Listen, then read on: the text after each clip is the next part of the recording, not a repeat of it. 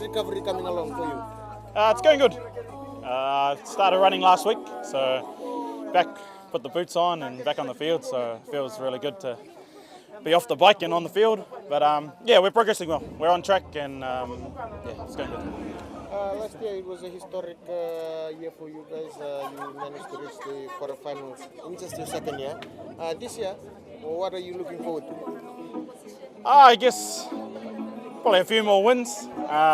We're aiming for a home quarterfinal this year, try and bring a quarterfinal back home, and yeah, I'm just excited for what we can do. I think last year should instill a lot of belief in us as a team, and that we're able to knock over anyone in this competition. So hopefully come round one we have that belief in us and we start the year off well and we get something that we can be proud of, but also our country and our fans all around the world.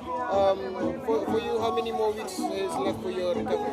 I don't really have a set timeline. Right now it's kind of once certain things feel comfortable, then you move on to the next thing and things like that. But if all goes well, God willing, hopefully around towards the middle or towards the end of the season, hopefully I'm aiming to be back. You've got a lot of competition in the position that you're playing in. For you, what are you looking forward to? Like, what are your plans that you've set this year?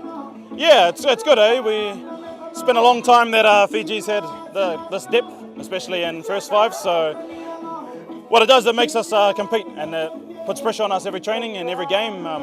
You can't just rock up every week and expect to be in the team. So I guess the exciting part is that every training is now it's almost a competition between us, and it's good for me. I'm excited for the challenge and to put my best foot forward and kind of to earn your right now. So.